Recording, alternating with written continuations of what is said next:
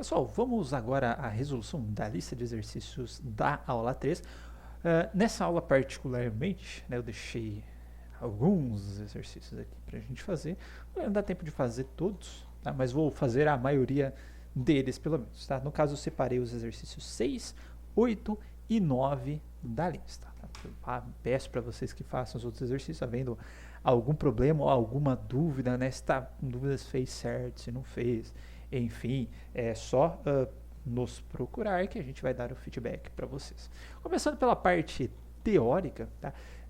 Normalmente quando estamos no ensino presencial, na prova, eu dou essa parte teórica e depois dou uma parte prática, tá? Então cobra teoria e prática, mas de qualquer forma, essa parte teórica nos ajuda a compreender melhor algumas coisas. Estão começando pela parte teórica. Então, uma casa está por uma planta arquitetônica, então, casa para a planta, assim como algo está por uma classe. Bom, se a planta arquitetônica, como eu falei, a classe corresponde ao projeto, a planta de uma casa, etc., e a casa é uma instanciação dessa planta arquitetônica, tá? O que seria instanciação da classe? Seria o objeto. Tá? Então, o objeto está para uma classe, assim como uma casa está para uma planta.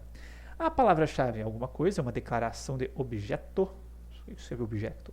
De objeto é imediatamente seguida pelo método construtor da classe. Então, o que vem depois, vamos dizer assim, dessa palavra, ou melhor, o que vem antes do método construtor é a palavra-chave new. A palavra-chave alguma coisa solicita a memória do sistema para armazenar o objeto. Então, chama o construtor da classe. Novamente a palavra-chave new. Lembra que o new, né, ele reserva, né, uma região de memória e retorna um ponteiro para essa região de memória. Então, o que está na frente do new é o construtor do objeto, né, que vai ser utilizado aí, um método especial que é utilizado para inicializar os valores do objeto ou fazer algum processo pertinente na hora que o objeto está sendo criado. O método, alguma coisa sempre chamado ao criar objeto, método construtor. Os modificadores de acesso podem ser público, privado, protegido ou protected, né? Se for traduzir para o inglês, private, public, protected, e o padrão do Java, tá? O standard, enfim.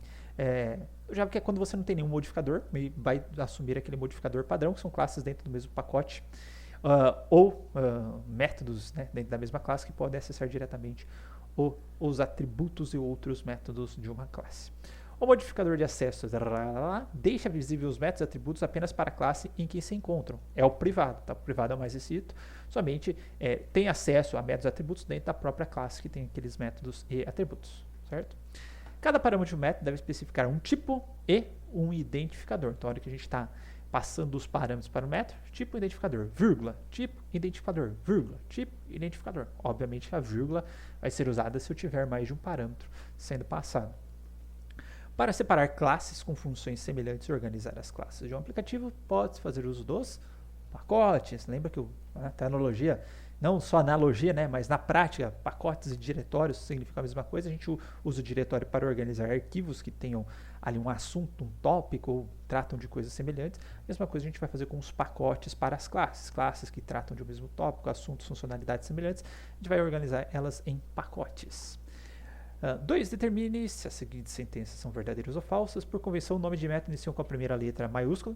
Já está errado. Tá? Começa com letra minúscula.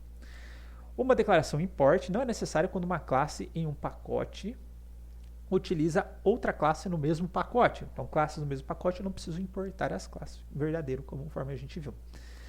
As variáveis ou métodos declarados com modificador de acesso private só são acessíveis a métodos da classe em que são declarados. Essa é a função do private. Verdadeiro.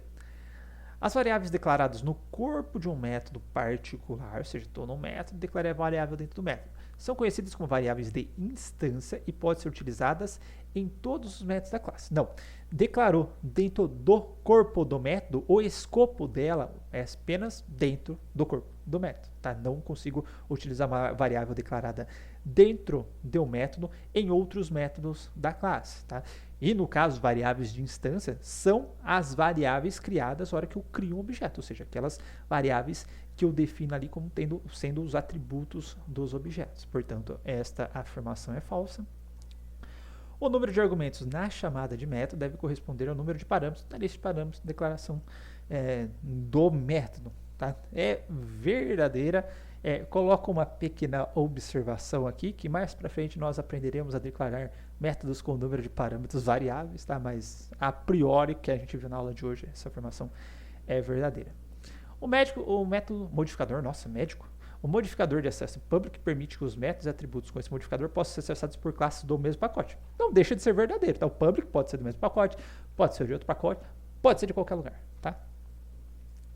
Um objeto nada mais é que um ponteiro para uma região de memória, aqui beleza, reservado para armazenar os atributos e métodos de uma determinada classe. Beleza, é isso aí, tá? Dois objetos podem ser diretamente comparados utilizando o símbolo de comparação de igualdade igual igual. Nós vimos na aula que isso é falso, tá? Porque quando eu estou comparando, né, os objetos por meio dos seus identificadores, esses identificadores, na verdade, são endereços de memória, tá? Então, se eu estou comparando dois endereços de memória, se a sua intenção for comparar se dois objetos estão no mesmo endereço de memória, ok, né? Mas normalmente quando estamos querendo comparar objetos é para saber se os campos desses objetos, ou pelo menos alguns desses campos, são parecidos, né? Então, se for esse o caso, o igual não vai me dar esse tipo de comparação.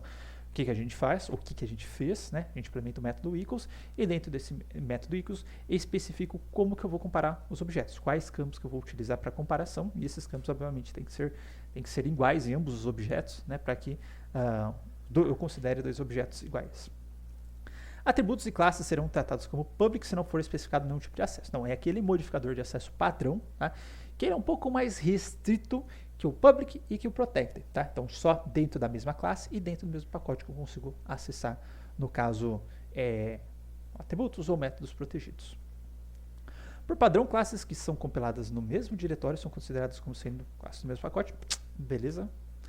E por convenção, nomes de pacotes são todos escritos com letra maiúscula, isso é falso. Lembra que eu falei que nomes de pacotes, por convenção, são todos escritos com letra minúscula, tá? Qual a diferença de uma variável local e um campo? Tá? Variável local, que ela é declarada dentro de um método. O campo, né, normalmente o atributo, se refere àquela variável que eu declaro na classe lá, que vai ser instanciada para cada objeto. O que é o método construtor? É um método que é chamado toda vez que um objeto é criado, que acontece se um construtor não for codificado no corpo de uma classe, o Java automaticamente irá, vamos dizer assim, codificar um construtor padrão para vocês que irá automaticamente inicializar todos os campos no seu objeto com valores padrão. Quais as funções do método tipo get e set, ou os getters e os setters, tá? No caso dos gets é para recuperar valores ou retornar valores dos campos, o set é para setar ou definir valores para os campos. Tá? Bom, dado isso, matei a primeira parte teórica da aula e agora eu vou gravar um outro vídeo com os exercícios práticos, então até lá.